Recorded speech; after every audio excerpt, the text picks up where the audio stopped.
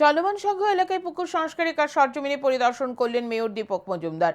চলমান সংঘ এলাকায় পুকুর সংস্কারের কাজে কিছু সমস্যা দেখা দেয়, তাই শনিবার পুকুরটি সরজমিনে পরিদর্শন করেন মেয়র দীপক মজুমদার।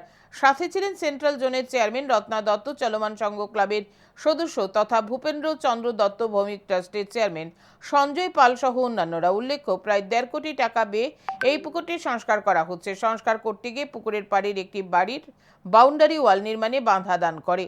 ওই বাড়ির মালিকের বক্তব্য, তাদের বাড়ির দিকে একটি গেট রাখতে হবে। নিরাপত্তা সহ অন্যান্য বিষয় বিবেচনা করে এই দিন মেয়র স্পষ্ট জানিয়ে দেন সেখানে গেট রাখা যাবে না। পাশাপাশি এদিন মেয়র স্পষ্ট ভাষায় জানান, উন্নয়নের কাজে কোনো ধরনের বাধা বরদাস্ত করা হবে না। সরকারি কাজে কোনো প্রতিষ্ঠান, ব্যক্তি বা রাজনৈতিক দলের হস্তক্ষেপ বরদাস্ত করা হবে না।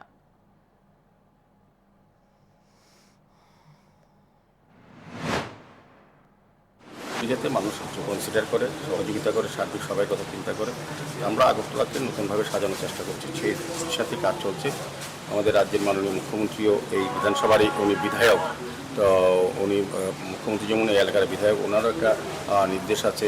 উনিও এটা কয়েকবার ভিজিট করেছেন, বলেছেন দ্রুত কাজটা সম্পন্ন করার জন্য, এবং যদি কোথাও বাধা আসে উনি নিজে দায়িত্ব নিয়ে দেখবেন উনি বলেছেন।